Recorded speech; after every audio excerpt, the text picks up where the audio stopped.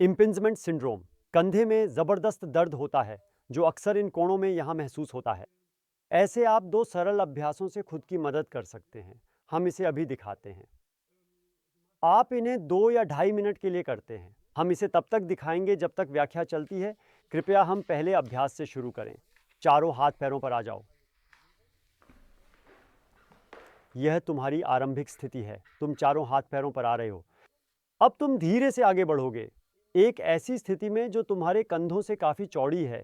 अपने हाथों को इतना आगे और बाहर ले जाओ जितना कि आवश्यक है, ताकि अब तुम आसानी से अपने छाती की हड्डी के साथ आराम से नीचे की ओर जा सको।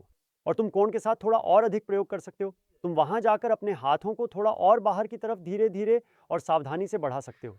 अंदर देखो, इना कहाँ सबसे ज़्यादा खिंचाव है? एक कोण है। ये हर किसी के लिए थोड़ा व्यक्तिगत होता है, ज़्यादातर 45 डिग्री पर। वहाँ सबसे ज़्यादा खिंचाव महसूस होता है। बस हमेशा 10 के नीचे रहो और 2 से 2.5 मिनट तक धीरे धीरे खिंचाव बढ़ाते रहो। इस दौरान अपनी सांसों का सही इस्तेमाल करो और ऊतकों को समय दो। अगर कंधे अलग अलग स्तर पर हैं, जो कि अक्सर होता है, तो हम उस खिंचाव की तीव्रता जो लगभग 8 के स्तर पर हो, जैसे छोटे अंगूठे में हल्का दर्द के अनुसार खुद को समायोजित करते हैं।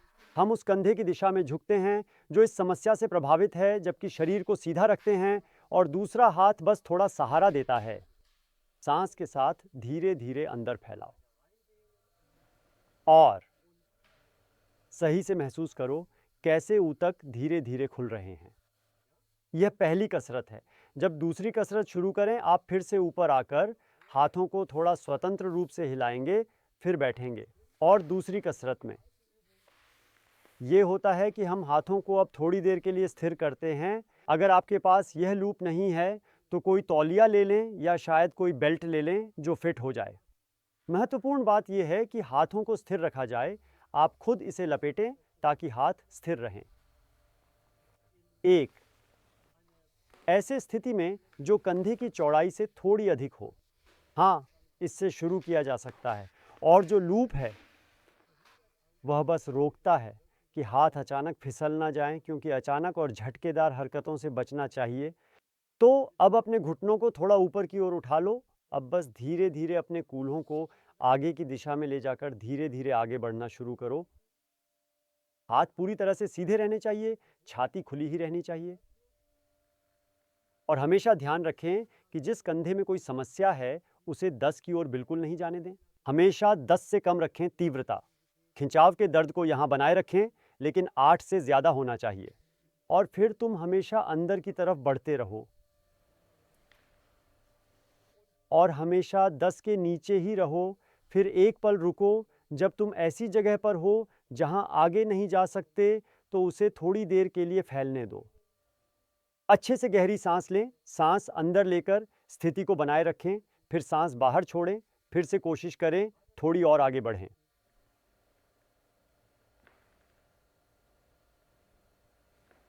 बिल्कुल। और आनंद उठाएं। ये बहुत ही गहन खिंचाव है, आपको ये महसूस होगा। 10 से नीचे रहो, पर इसका आनंद लो, क्योंकि इससे कंधा मुक्त होता है। और ऐसा आप 2 से ढाई मिनट तक करते हैं। बाद में बाहर आते समय धीरे धीरे बाहर आइए, ताकि आप झटके से होने वाली हरकतों से बच सकें। आप इसे ईना की तरह कर सकते हैं। पैरों को उठाकर धीरे धीरे सामान्य करें। अब हम कुछ बहुत ही विशेष और नया करने जा रहे हैं। मिनी गेंद या उसी जैसी कोई दूसरी वस्तु पकड़ो, पीठ पर लेट जाओ। ईना, ठीक है। अब तुम इस गेंद को सीधे इस गहराई में धीरे धीरे ले जाओ। आज हम इसे केवल एक ही हाथ का उपयोग करके धीरे धीरे आराम से करने की कोशिश करेंगे। हम आमतौर पर हमेशा दोनों हाथों का ही इस्तेमाल करते हैं। और फिर जब तुम उस जगह पर गहराई से जाओगे, तो शायद वहाँ कुछ विशेष जगह या थोड़ा प्रतिरोध महसूस करोगे, जो बहुत बहुत संवेदनशील है, और हमें ठीक वहीं दबाव डालना होगा। लेकिन तुम भी 10, 9.5 से कम रहो दर्द की तीव्रता में, ताकि तुम सामान्य रूप से सांस लेना जारी रख सको। आप इसे बहुत स्पष्ट रूप से महसूस करते हैं, लेकिन आप सामान्य रूप से काम करना या सांस लेना जारी रख सकते हैं, और आप वहां अधिक दबाव डालते हुए धीरे धीरे आगे बढ़ते जाते हैं। आप सैद्धांतिक रूप से दूसरी हाथ की मदद भी ले सकते हैं, लेकिन ऐसा भी हो सकता है कि इससे कोण को थोड़ा अवरुद्ध हो जाए। अगर तुम गहराई तक नहीं पहुंचते, तो प्रयास करो। ये इस पर निर्भर है कि तुम्हारे हाथों में कितनी लचक है।